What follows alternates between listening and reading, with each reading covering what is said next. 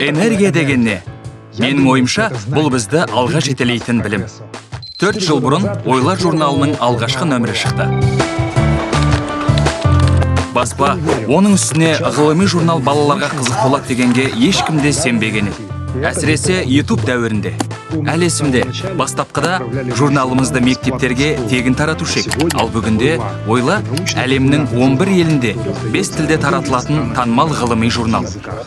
Мына журнал қазақ тілінде, ал мынау неміс, корей тілінде және әрине ағылшын тілінде де бар. Біздің журнал не үшін осындай сұранысқа ие?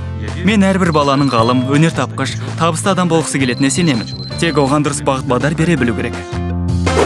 Біздің журналымыз ғылымды сүюге, бар шектеуді жойып, ойлау қабілетін тереңдетуге көмектеседі. Журналымызда қызықты жаңалықтар, ғаламның құрылыс принциптері жайында, адамзаттың ең мықты ғалымдарының зерттеулері туралы әңгімелейміз. Біздің журналымызды Қазақстанда 20 мыңнан астам бала оқиды.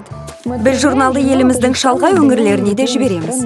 Атырау облысы Жұмыскер ауылында жас оқырманымыз бар.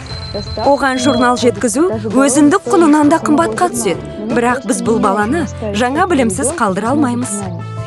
Сондай-ақ мұғалімдер де сабақтарын қызықты өткізу үшін біздің журналымыз Ойланы пайдаланады. Бүгінде Ойла жай ғана журнал емес, балалар үшін ғылым мектебі.